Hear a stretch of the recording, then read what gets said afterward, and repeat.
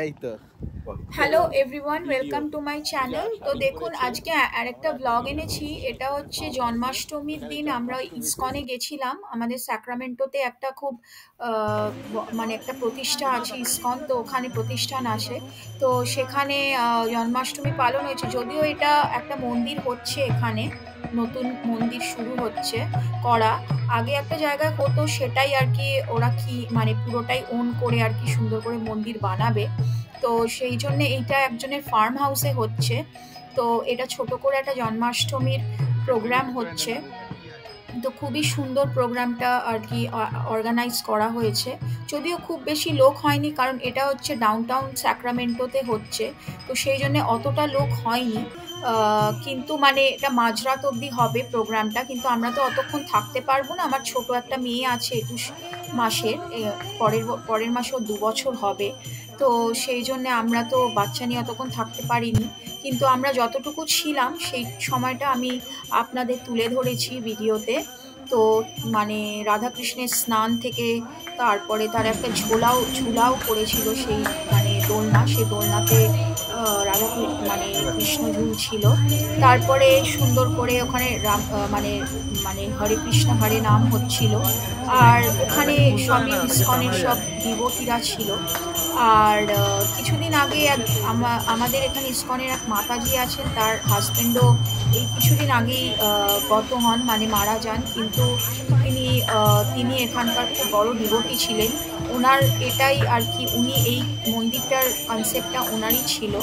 তো মানে আমরা অনেক দিন ধরেই আর কি যাই। তো এখানে তো মন্দিরটা এখন হলে খুবই ভালো হবে, কারণ মন্দিরে তাহলে সবাই যেতে পারবে। এবং মন্দিরটা খুবই সুন্দরভাবে আর কি ছবি দিয়েছে যে খুব সুন্দরভাবে তৈরি হচ্ছে। তো আপনারাও একটু মানে বলবেন যাতে মন্দিরটা ভালোভাবে হয়।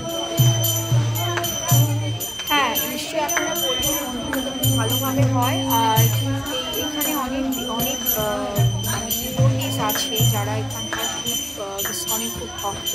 এবং তাদের মানে কিছু কিছু লোকের ফার্ম হাউস আছে। তো সেখানে এখন এই ফার্ম হাউসটাই মেনলি এখন হচ্ছে আর কি ইসকনের সব প্রোগ্রামগুলো। কিন্তু এরকম আরও 2-3টে এরকম আরও অনেক ডিভোটিসের ফার্ম হাউস আছে যেখানে এরকম মানে অনুষ্ঠান হয়। তো আর কি দেখবেন, দূর দূর থেকে আমরা দেখি যে কিছুই নেই, একটা গরু আছে, শুধু ওটা পালিত গরু। এবং দূর দূর থেকে মানে গ্রামই বলা যায়, একটা দুটো বাড়ি আছে, আর বাকিটা পুরোটাই খোলা জায়গা। আর এমনিতে জায়গাটা বেশ শুনশান আর কি। মানে গ্রসারি খুব দূরে বলবো না, মানে কতটা দূরে আমি ঠিক জানি না, কিন্তু খুব বেশি দূরে হবে না। কারণ ওখানে যখন 3-4টে বাড়ি আছে, নিশ্চয়ই তারাও গ্রসারি করে এবং তারাও মানে মার্কেট করে। তো খুব একটা দূর হয়তো হবে না।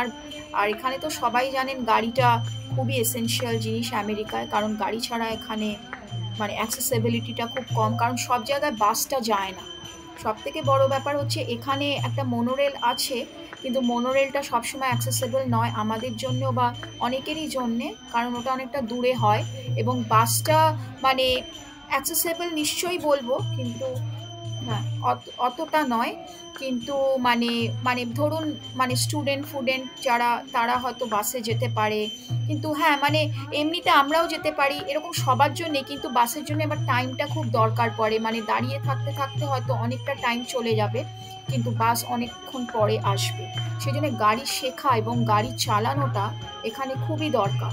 কারণ গাড়ি না চালাতে পারলে মানে এখান থেকে একটু গ্রসারি যাওয়া, বা এখান থেকে ধরুন আপনি কোনো আহ, মানে শপিং মল যাবেন, সেটা আপনি কতটা মানে অ্যাক্সেসেবল, মানে যাওয়াটা আবার সব জায়গায় আবার বাস অ্যাক্সেসেবলও নয়। শপিং মল টলে যেরকম মার্কেট প্লেস টেসে যাবে, কিন্তু আবার অনেক দূরে হয়তো কোথাও আপনি যেতে চান, সেখানে হয়তো আপনি বাস পেলেন না।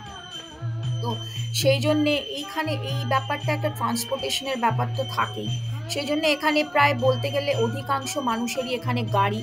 তো মানে গাড়িটা মানে মানে বলতে পারেন যে লোকেরা হাঁটা চলার মতো এখানে গাড়ি ইউজ করে। তো যেখানেই যায় সেখানেই গাড়ি, গাড়ি ছাড়া কোনো কথাই হয় না। তো সেই জন্যে আমরা মানে আমাদেরও এইটা অনেকটা দূরেই আসতে হয়েছিল, কিন্তু যদি মন্দিরটা একটু কাছে হয়ে যায় আমাদের খুবই সুবিধা হবে। এবং মন্দিরটা কাছে হলে আমরা সেখানে যেতে পারবো। আর সামনেও রথযাত্রা আসছে, তো আমরা রথযাত্রাতেও যাচ্ছি সান ফ্রান্সিসকোতে। তো ওখানেও আমরা ভিডিও করব এবং নিশ্চয়ই আপনাদের দেখাবো। আমি এর আগেও একবার একটা মানে গেছিলাম। আমরা প্রতিবারই সেলিব্রেট করি, রথযাত্রায় যাই, কিন্তু আগেরবারে আমরা ইন্ডিয়া গেছিলাম তো রথযাত্রাটা মিস হয়েছিল। কিন্তু এবার নিশ্চয়ই আমি রথযাত্রায় যাচ্ছি এবং আপনারাও নিশ্চয়ই আমি ভিডিও দিলে দেখবেন এবং নিশ্চয়ই কমেন্টস এবং সাবস্ক্রাইব করবেন।